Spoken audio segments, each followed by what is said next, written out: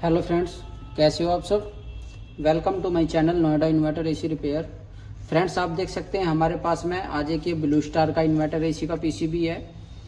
और अगर मैं आपको इसका कवर दिखाऊं तो आप ये देख सकते हैं ये ब्लू स्टार का ही है। इसके जो कवर है इस पर भी ब्लू स्टार लिखा हुआ है और इस बोर्ड पर भी ये ब्लू स्टार ही लिखा हुआ है। यहाँ पर अगर आप इसको देखें तो इस पर भी क्या है, ये ब्लू स्टार ही लिखा हुआ है यहाँ पर। तो ब्लू स्टार में ये लगा हुआ है और ब्लू स्टार का ही ये बोर्ड है। अब ये बोर्ड थोड़ा सा और दूसरी तरह का है। इसके अंदर कुछ कंपरेटर भी कम यूज हुए हैं, ऑपरेशन एम्पलीफायर कम यूज हुए हैं। इसके अंदर ना बहुत कुछ कम यूज हुआ है, यानी और पीसीबीओ के मुकाबले थोड़ा सा इसमें कम है। और अगर मैं आपको इसका इंडोर दिखाऊं तो आप ये इसका इंडोर देख सकते हैं। ये इसका इंडोर है, ये देखें आप, ये इसका कुछ इस तरह का इंडोर है, ठीक है। और इसके अंदर जो ये एक ट्रांसफार्मर लगा हुआ है छोटा, इसके अंदर एसएमपीएस नहीं है। ये हमारा जो है ट्रांसफार्मर बेस्ड सप्लाई है। इसके अंदर लीनियर पावर सप्लाई इसको हम बोलते हैं, ठीक है। और मोटर वगैरह इसकी हमने सब कनेक्शन कर लिए हैं। अब इसको हम चलाकर देखेंगे सबसे पहले, और इसको देखेंगे इसके अंदर क्या कमी है।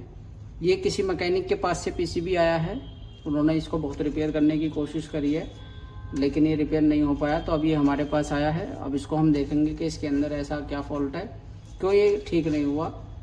तो सबसे पहले हम इसको ऑन करेंगे। आप देख सकते हैं इसकी डिस्प्ले यहाँ पर, और सारे अटैचमेंट इसके हमने लगा रखे हैं, यानी कंप्रेसर, मोटर, इंडोर की, आउटडोर की। और ये BLDC वर्जन है हमारा। इसके अंदर दोनों ऑप्शन दिए हुए हैं, लेकिन इसमें BLDC मोटर लगी हुई है और इसके अंदर AC मोटर का भी फंक्शन है। देखो, कंपनी ने दोनों चीज़ें इसमें साथ में दी हैं। इसमें ये भी ऑपरेट होता है, AC मोटर का भी सिस्टम, लेकिन क्योंकि इसके BLDC वर्जन है तो इसके अंदर BLDC मोटर लगाना ज़रूरी है।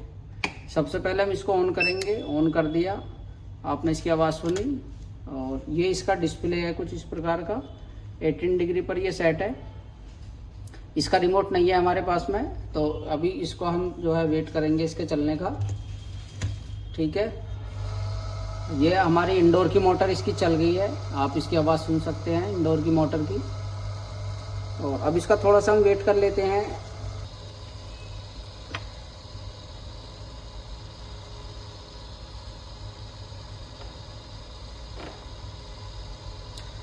आप देखें इसके अंदर ये एरर आ चुका है। ये क्या आ रहा है इसके अंदर, अगर मैं इसकी बात करूं, ये है DH का ये एरर आया है इसके अंदर। और अब हम इसको जो है इसके चार्ट में देखेंगे कि DH का मतलब क्या है। और आप यहाँ पर ये देख सकते हैं, यहाँ पर ये एरर कोड की लिस्ट है। और ये DH का मतलब ये दिखा रहा है DC बस ओवर वोल्टेज, ठीक है। DH का मतलब DC बस ओवर वोल्टेज। अब ये DC बस ओवर वोल्टेज का मतलब क्या है, इसको अब हम देखेंगे। हम अब देखो ये एरर चला गया इसके अंदर से, डिस्प्ले अब ठीक है, लेकिन अब ये अब एरर तो आ गया इसके अंदर। ये एरर कंटिन्यू बना रहेगा, क्योंकि इसमें मैं समझ गया इसके अंदर कोई DC लिंक वगैरह का एरर है। लेकिन अभी हम यहाँ पर क्या करेंगे, अब हम यहाँ पर जो है इसके AC DC लिंक के दोनों वोल्टेज चेक करेंगे। और मैं आपकी जानकारी के लिए आपको बता दूं, इसके अंदर जो है यहाँ पर ये जो IC लगी हुई है, ये IC यहाँ पर सिंगल चैनल ऑपरेशन एम्पलीफायर है हमारा। और ये यहाँ पर AC लिमिटर के लिए यूज किया गया है। और दूसरा यहाँ पर जो ये वाला IC लगा हुआ है हमारा, ये भी सिंगल चैनल ऑपरेशन एम्पलीफायर है। ये हमारा iSense के लिए लगा हुआ है, जहाँ पर जो IPM का या कंप्रेसर का जो इस पर लोड होगा उसको ये यहाँ पर कैलकुलेट करेगा और MC को बताएगा। अब इसके अंदर ये दो चीज़ें हो गई, एक AC लिमिटर हो गया, एक iSense हो गया, और एक DC लिंक हो गया। इसके अंदर मैंने आपको शुरू में बताया था, इसके अंदर बहुत कम चीज़ें लगी हुई हैं। तो इसके अंदर जो है केवल एक ही यहाँ पर ये चैनल यूज किया गया है, एक ही IC है ये, और इसी IC का एक ही चैनल है जो iSense को यहाँ पर कैलकुलेट कर रहा है। दूसरा, अब इसके अंदर AC DC लिंक है। तो यहाँ पर अगर मैं आपको बताऊँ AC DC लिंक, तो इसके अंदर AC लिमिटर सर्किट है। सबसे पहले मैं क्या करता हूँ, यहाँ पर मल्टीमीटर को रख लेता हूँ। ये मैंने मल्टीमीटर यहाँ पर रख लिया, और एक प्रोब को मैं ग्राउंड पर लगाता हूँ। ब्लैक प्रोब मैंने ग्राउंड पर लगा दिया ये, और रेड प्रोब से अब मैं यहाँ पर वोल्टेज चेक करूँगा। तो यहाँ पर इसमें हमारा आता है DC लिंक, इसमें यहाँ पर हमारा आता है AC लिंक, AC लिमिटर। अब आप यहाँ पर ये देखें 2.5 वोल्ट आ रहे हैं, ये ठीक है, और ये वेरी भी हो रहे हैं। ये इसी लिमिटर की पहचान है, वेरी होने की, ठीक है, तो ये ठीक है वोल्टेज हमारे। अब दूसरा हम यहाँ पर डीसी चेक कर लेते हैं। यहाँ पर हमारे डीसी वोल्टेज आ रहे हैं, ये 1.5 वोल्ट है। तो ये तो 1.5 वोल्ट है तो गड़बड़ है, कुछ ना कुछ प्रॉब्लम है इसके अंदर। इससे पहले यहाँ पर देखेंगे और 2.9 वोल्ट, ये ठीक है वोल्टेज यहाँ पर ठीक है, लेकिन एक ये रजिस्टर लगा हुआ है और इसके बाद में यहाँ पर ये वोल्टेज हमारे कम हो गए, ड्रॉप हो गए वोल्टेज, यानी कि ये रजिस्टर में कुछ ना कुछ गड़बड़ है हमारी। इस रजिस्टर को भी चेक करेंगे। और दूसरा मैं अब इसके जो है ऑपरेशन एम्पलीफायर के वोल्टेज आपको चेक करा देता हूँ। तो ये इसका आउटपुट है यहाँ पर, और आप इसमें देख सकते हैं यहाँ पर ये 1.3 वोल्ट आ रहे हैं, ये बिल्कुल ठीक है इसके वोल्टेज। और इसकी अगर मैं आपको कैलकुलेशन की बात करूँ तो इसका एक वीडियो अलग सा बनेगा हमारा, तो उसमें मैं आपको इसकी कैलकुलेशन निकालनी सिखा दूंगा। वैसे भी मैंने इसके ऊपर 1-2 वीडियो बनाया हुआ है अब से पहले भी, तो अगर आप इसको डिटेल में बिल्कुल देखना चाहते हैं तो आप जो है इसके लिए कमेंट करें, मैं एक वीडियो इस पर भी बना दूंगा, ठीक है। तो अब इसके अंदर ये हमने देख लिया, यहाँ पर एसी लिमिटर के वोल्टेज ठीक है हमारे, यहाँ पर ये ऑपरेशन एम्पलीफायर के वोल्टेज भी ठीक है सेंस के। अब इसके अंदर ये बचा हमारा डीसी लिंक, तो डीसी लिंक यहाँ पर हमारा ठीक है, लेकिन एक रजिस्टर के बाद यहाँ पर ये वोल्टेज हमारे ड्रॉप हो गए, समथिंग आधे वोल्टेज हो गए हमारे। ये देखो ये पीसीबी भी हमारा ये जो डिस्प्ले है ये बार बार यही एरर दे रहा है। तो ये प्रॉब्लम जो है अब हम इसको सोल्व करेंगे। सबसे पहले मैं इस रजिस्टर को चेक करूँगा, यहाँ पर डाउट है मेरा। ये पीसीबी अब से पहले किसी मैकेनिक के पास गई है, लेकिन उन्होंने कोशिश बहुत करी है, हो सकता है कि वह ढूंढ ना पाए हों, लेकिन जो भी चीज़ है अब हम यहाँ पर जो है इसका ये वोल्टेज, ये जो हमारी रजिस्टर है इसको अब हम यहाँ पर चेक करेंगे। पहले मैं इसको ऑफ़ कर देता हूँ, ये मैंने ऑफ़ कर दिया। अब इसके बाद में जो है मैं ये रजिस्टर यहाँ पर चेक करूँगा, थोड़ा इसको डिस्चार्ज होने देते हैं पहले।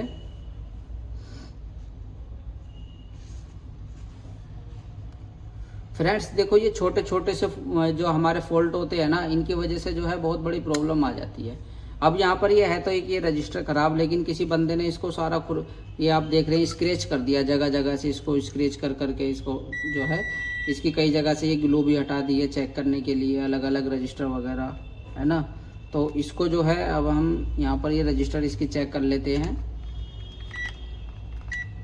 मल्टीमीटर को हम जो है रेजिस्टेंस मोड पर लगाएंगे यहाँ पर, और अब मैं इस रजिस्टर की यहाँ पर अगर वैल्यू चेक करूँ तो यहाँ पर आप ये देख सकते हैं 0.981 मेगा ओम, 1 मेगा ओम के आसपास ये यहाँ पर जो है वैल्यू इसकी शो हो रही है, जो कि गलत है, ये नहीं होनी चाहिए यहाँ पर वैल्यू, ठीक है ना। तो ये तो गलत है। अब हम जो है इस रजिस्टर को चेंज करेंगे यहाँ से, और मैं आपको दिखाता हूँ ये जो हमारी रजिस्टर है कितनी वैल्यू की है। तो मैं इसको सबसे पहले यहाँ से निकाल लेता हूँ, थोड़ा सा पेस्ट भी लगाएंगे यहाँ पर पहले।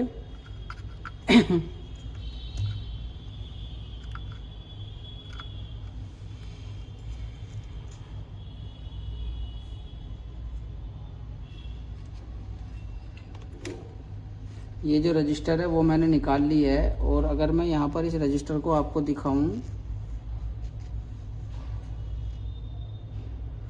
तो आप यहाँ पर इसको देख सकते हैं, ये हमारा इस पर लिखा हुआ है 01A, आपको शायद इसमें कैमरे में ना दिखाई दे रहा हो, यहाँ पर लिखा हुआ है 01A। 01A का मतलब क्या होता है? 01A, थोड़ा सा मैं जूम करके देखता हूँ इसको, और आप यहाँ पर ये देख पा रहे होंगे, आपको कुछ दिखा होगा 01A। इसको मैं थोड़ा सा घुमा देता हूँ, ओहो ये गिरी गई। यहाँ पर क्या लिखा हुआ था इस रजिस्टर पर? 01A, और ये रजिस्टर हमारी ख़राब थी। अब हम यहाँ पर कोई दूसरी रजिस्टर लगाएंगे, और 01A का मतलब होता है हमारा 100 ओहम। कहाँ 100 ओहम और कहाँ 1 मेगा ओहम, ये तो बहुत ज़्यादा हमारा शो कर रहा था। आप ये देख सकते हैं हमारे पास में ये एक जो है फोल्डर है,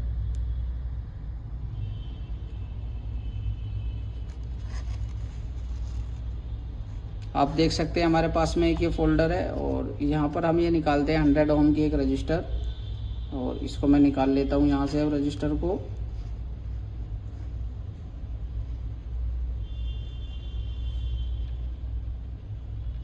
ये मैंने इसको निकाल लिया, और रजिस्टर हमारी जो है, अब हम इसको लगाएंगे रजिस्टर को। पहले मैं इसको फोल्डर को रख देता हूँ।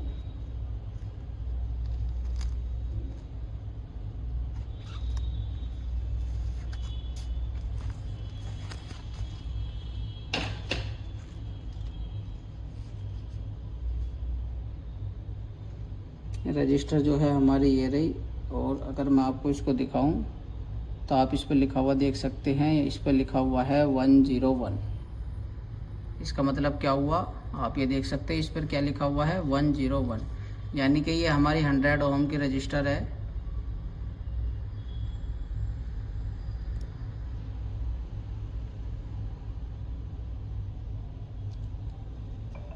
तो ये 100 ओम की रजिस्टर है हमारी, इसको हम यहाँ पर लगा लेंगे सबसे पहले।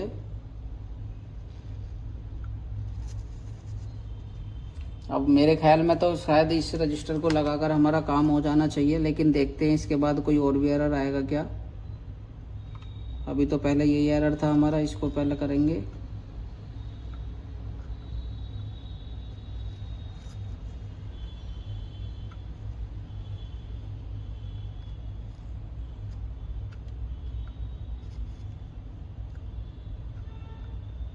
ये रजिस्टर मैंने लगा दी यहाँ पर।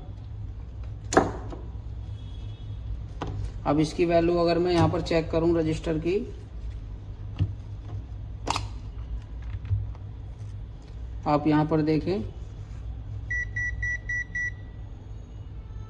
ये दिखा रहा है 101 ओम। ठीक है, 101 ओम ये दिखा रहा है। अब ये ठीक हो गया।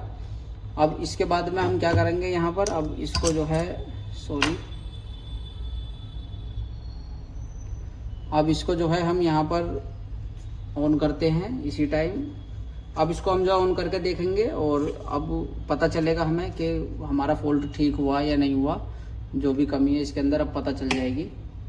ऑन कर दिया है बोर्ड मैंने, आप ये देख सकते हैं इसके डिस्प्ले पर यहाँ पर ये टेम्परेचर लगा हुआ आ गया।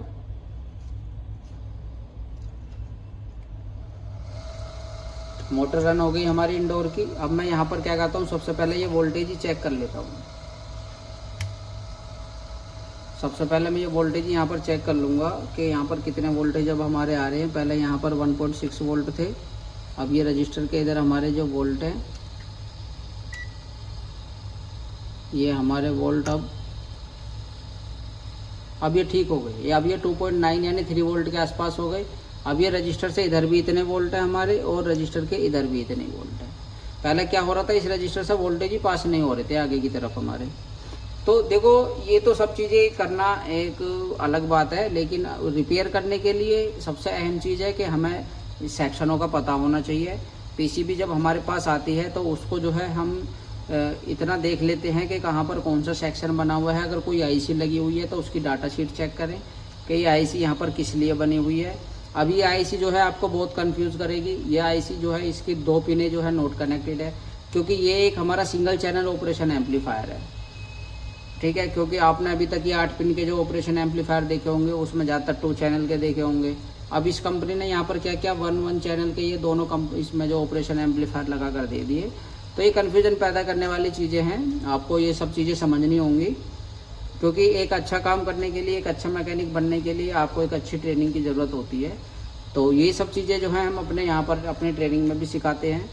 ऑनलाइन और ऑफलाइन दोनों कोर्स हमारे पास अवेलेबल हैं।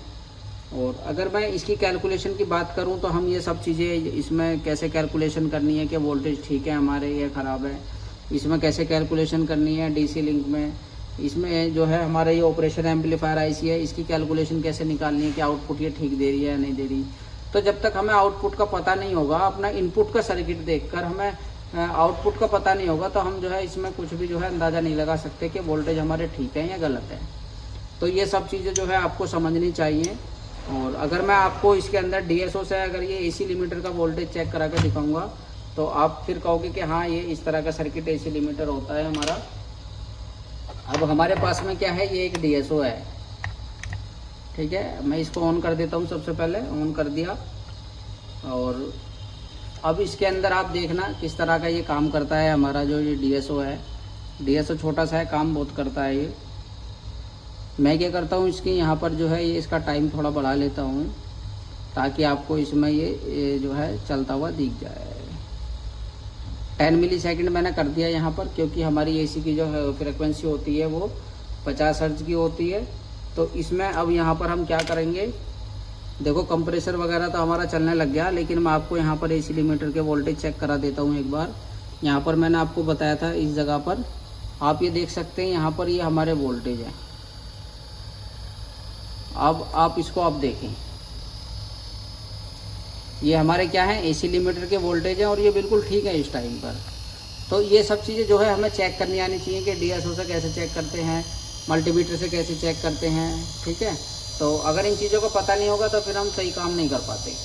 अब अगर मैं आपको यहाँ पर दिखाऊँ तो आप यहाँ पर इसमें देख सकते हैं ये आउटडोर की मोटर है, ये चलने लग गई इसकी, और अब इसके अंदर कोई एरर भी नहीं आया। ये देखो आप, ये डिस्प्ले आप देख सकते हैं, इसके अंदर कोई एरर भी नहीं आया। यानी कि इसके अंदर कमी जो थी वो हमारा इसके अंदर क्या था, DH कुछ ऐसी करके एरर आ रहा था। एरर का ना भी पता हो हमें, हम तब भी जो है ये कुछ सेक्शन होते हैं इसके अंदर जिनसे एरर जनरेट होते हैं। उन एरर अगर हमें उन सेक्शनों का पता लग जाए तो हम आसानी से बिना एरर के भी हम जो है फिर PCB रिपेयर कर लेते हैं। तो आपको भी जो है ऐसी ही जानकारी होनी चाहिए PCB रिपेयर के मामले में। अब इसका जो कंप्रेसर है हमारा वो रन करने लग गया है। अब मैं आपको इसका जो है लोड दिखाता हूँ यहाँ पर।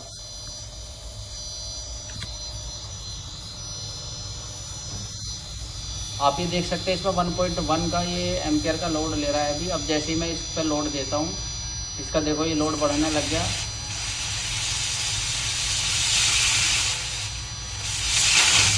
अब ये बंद भी नहीं होगा, ठीक है। लोड पर ये काम सही कर रहा है, इसकी मोटर भी चल रही है। और अभी मैं आपको इसमें एक चीज़ और दिखा देता हूँ। अभी यहीं पर मौके की बात है कि इसकी जो है PFC मैं आपको दिखा देता हूँ। यहाँ पर इसका PFC सर्किट किस तरह से काम कर रहा है। तो मैं क्या करता हूँ, यहाँ पर एक प्रोब को यहाँ पर ये मैंने ग्राउंड पर लगा दिया और दूसरा मैं लगाऊंगा IGBT के गेट पर। ये देखो कंपनी ने सर्किट ऐसा बनाया है। अब आप इसमें यहाँ पर ये देखें,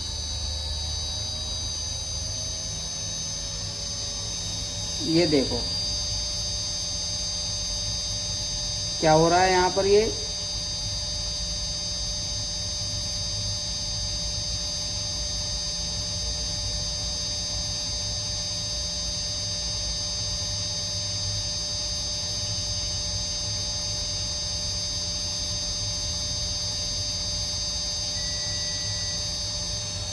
आप ये देख सकते हैं इसकी फ्रीक्वेंसी किस तरह से इसकी गेटों पर पल्स आ रही है। और ये जो है लोड के हिसाब से, वोल्टेज के हिसाब से ये हमारी कम ज़्यादा हो रही है फ्रीक्वेंसी इसकी, ठीक है।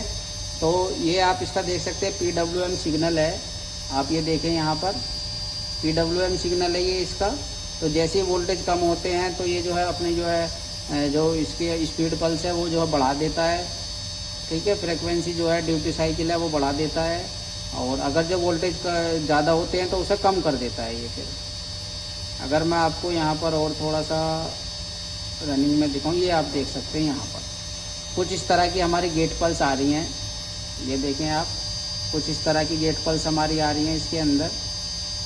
तो इसके अंदर क्या हुआ, PFC तुरंत ऑन हुआ। तुरंत कितना, यानी कि हम ये कह सकते हैं थोड़ा सा कंप्रेसर चलने के बाद ही इसका PFC ऑन हो जाता है।